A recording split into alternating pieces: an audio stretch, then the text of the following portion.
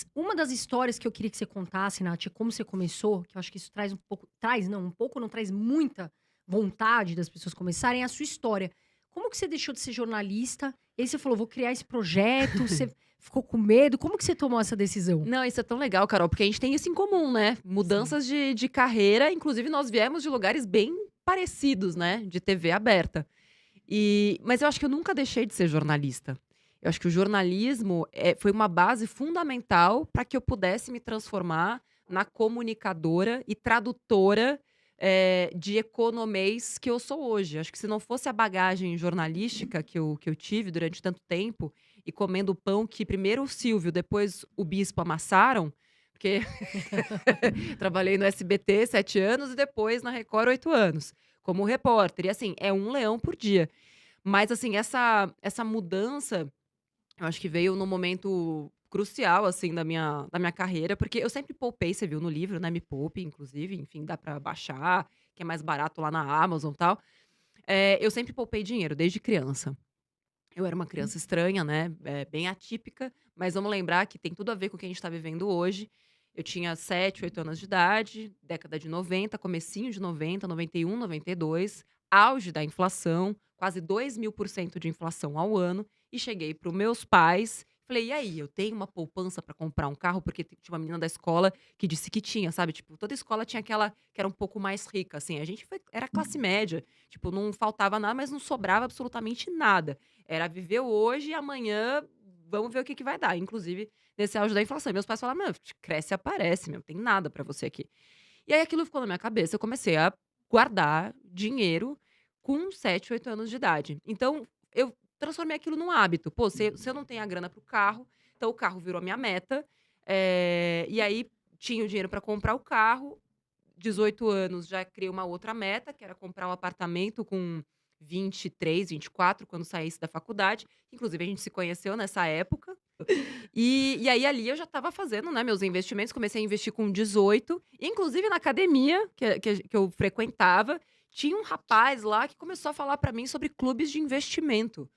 E eu falava: "Sério?", porque eu comecei a investir com 18, mas em previdência. E logo depois que ele falou dessa coisa dos clubes de investimento, que o dinheiro multiplicava mais depressa, tal, comecei a estudar. E aí coloquei, tipo, todo o dinheiro que eu tinha num fundo, que não era esse clube, era outro, porque esse clube estava fechado. Botei todo o meu dinheiro num fundo, me achando, tal. Um ano depois, eu tinha metade de todo o dinheiro que eu tinha colocado. Nossa. E assim começou a minha vida com os investimentos. Só que era algo que eu fazia pra mim por prazer, porque eu sabia aquilo que eu queria. E eu nunca me faltou dinheiro. Mesmo começando igual um monte de gente, eu sempre tive mais dinheiro que as pessoas ao meu redor. Seja porque eu negociava salário, porque eu fazia renda extra, porque eu trabalhava em 3 lugares diferentes. Então, nunca me faltou dinheiro, muito pelo contrário, o dinheiro sobrava, sempre. E eu, né, dentro do mercado de trabalho, quando eu comecei a trabalhar no SBT e depois da Record, eu via que tanto pessoas que ganhavam muito, muito pouco, até pessoas que ganhavam muito, muito, muito, existia um recorte comportamental muito semelhante, independentemente de renda. As pessoas gastavam mais do que elas podiam com coisas inúteis. Não é tipo, não, não era subsistência, era brusinha, era tênis de R$ 600, sendo que a pessoa ganhava 600 na época, e eu achava aquilo um absurdo. E eu falei: "Bom, eu preciso fazer alguma coisa pra mudar esse comportamento, porque essas pessoas elas estão cegas, elas estão indo por um caminho e elas não estão vendo o que tem lá na frente, mas eu tô", porque eu via, né, como jornalista, a pirâmide etária, eu sabia já da crise previdenciária já desde 2008, que assim, o Brasil estava indo por um caminho muito ruim, que em 2040 aproximadamente a gente ia ter mais idosos do que crianças, e que a gente estava, assim, a gente estava indo para um abismo, e ninguém estava vendo, eu me sentia meio que maluca.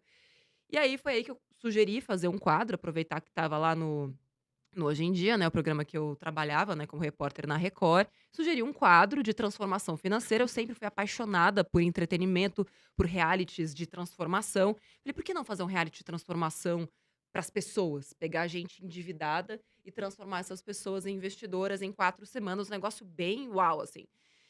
E foi aí que tudo começou, porque, né, o diretor do programa falou: "Olha, Nath, essa ideia é tão boa, que o apresentador vai fazer". Nossa, que Quer dor no dizer, coração. ela Nath conta isso no livro dela, né, ela É, montou um projeto, aí você exato. vai com o projeto né, toda feliz. Pois é, Mas e mas eu aí? acho que esse foi um momento chave, assim, sabe? Eu até conto no livro que foram esses 2 nãos que me forjaram, assim, sabe?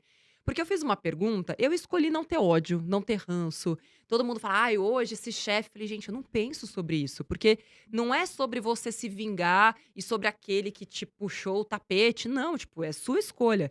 Eu decidi ser a maior influenciadora de finanças do Brasil naquele momento. Porque ele falou pra mim, eu perguntei, por que eu não? Ele falou, porque você não é uma especialista. E o outro é. Tipo, você é só uma repórter. Tipo, senta lá, Cláudia, assim, sabe? Sim. Falei, bom, mas naquele momento que ele me deu o argumento, ele também me deu uma chave. Eu falei, ah, então eu preciso de um carimbo? Beleza, então eu vou virar a maior especialista em finanças do Brasil. E aí eu comecei a estudar, ganhei prêmio nacional de planejamento financeiro lá pelo IBCPF, que hoje é Instituto Planejar. Comecei a estudar economia comportamental e prêmio. Mas eu continuei lá, porque isso foi 2012. Eu fiquei Tá. 3 anos tentando fazer esse projeto dar certo lá dentro. E era sempre tipo, ah, isso não é importante. E as pessoas na TV falam assim, né? É. Tipo, o seu projeto não é importante. Vai lá cobrir, sei lá, Aquela matéria tal, aquela né? matéria lá, nada a ver. O alagamento da marginal. O alagamento da marginal é muito mais importante do que esse seu quadro com potencial de transformar o Brasil. Sabe? De Tipo, mudar as era isso. pessoas, né, terem um Mas eu planejamento continuei financeiro. com isso na minha cabeça. E eu criei um projeto paralelo. Então, eu usei aquilo que eu tinha mandado, coloquei o projeto na Biblioteca Nacional, comecei a bater em todas as portas de produtoras, de emissoras, de TV a cabo, TV aberta, TV do interior, rádio pequeno, médio, grande. Não, não, não, não, não. Tipo, 3 anos de portas batendo na minha cara. Quando eu achava que tava perto, não vai. Aquela coisa começa a esfriar, a pessoa começa, tipo, sabe, ser mais evasiva. E aí eu falei, quer saber? Eu vou criar meu blog. Aí primeiro criei um blog, né? Peguei o nome do projeto lá, que eu tinha colocado, né, do programa Me Poupe. Me Poupe era o projeto do programa, do reality que eu tinha criado. Não era pra ser a empresa. Eu falei, ah, mas esse nome é bom, né? Tipo, eu que tinha criado e tal. Acho que vou dar o nome desse blog de Me Poupe. Beleza, isso foi, acho que em fevereiro de 2015. Quando foi junho, falei, quer saber, esse negócio de YouTube tá bombando, tinha Kéfera, Felipe Neto e etc, tal, canais com 1 milhão de pessoas. O maior canal de finanças da época tinha 40 mil inscritos. Falei, então eu vou fazer um canal do YouTube pra mostrar pro meu chefe da TV que eu sou capaz de fazer isso que eu tô querendo fazer. Foi por isso que eu fiz o canal do YouTube. Não era pra ser o maior canal de finanças do mundo, era pra provar pra ele, porque assim, provando pra ele, eu ia conseguir ter o meu espaço na TV que eu queria. Também não deu certo. E aí, quando foi dezembro de 2015, veio uma corretora de valores, bateu na minha porta, mandou um e-mail, eu vi ali uma oportunidade, fiz um plano de comercial que eu nunca tinha feito na vida. Falei, não, mas eu vou fazer de conta que eu sei fazer um plano comercial e vai dar certo. E aí, fiz lá a proposta, eles aceitaram, fechei um contratinho de 1 ano. Falei, ufa, agora eu tenho 1 ano pra fazer essa merda dar certo e fazer esse negócio decolar. A galera ficou louca, acharam que eu tinha ficado maluca. Imagina, pedindo demissão de uma TV com cargo, ganhando bem, salário e tudo mais. Mas eu tava tão infeliz.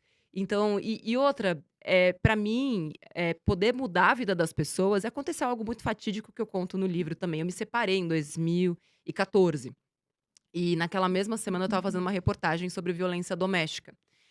E eu descobri que a maioria das mulheres que acaba se submetendo a esses relacionamentos, isso acontece por causa da dependência financeira. E naquela época, naquele mesmo, né, foi naquela mesma semana que a gente se separou, o meu ex chegou e falou: ah, vamos vender o apartamento que a gente tinha comprado juntos à vista, né? Com desconto que eu consegui, inclusive 15%. Vamos vender e cada um fica com a sua parte. Deus que me livre, tipo, aquele apartamento era a minha liberdade, era a minha vida, assim. E aí eu fui olhar, né, nos meus investimentos e eu tinha dinheiro pra comprar a parte dele.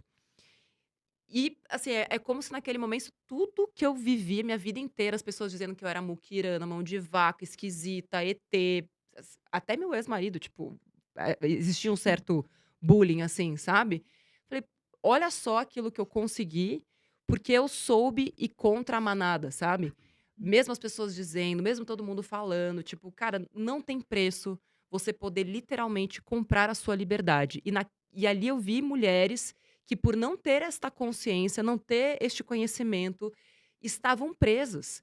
Imagina, a mulher estava no esconderijo e eu tive que cobrir a voz dela, cobrir a face dela, não podia nem mostrar, porque se por acaso o cara reconhecesse a voz e o lugar onde ela estava, essa mulher ia ser assassinada no dia seguinte.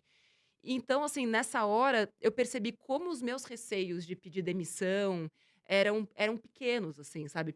O que que era o meu medo de não dar certo perto assim, do que estava do outro lado. O quanto custaria para aquela mulher a minha escolha de não fazer uma escolha difícil, sabe? E é o que eu tenho feito desde então.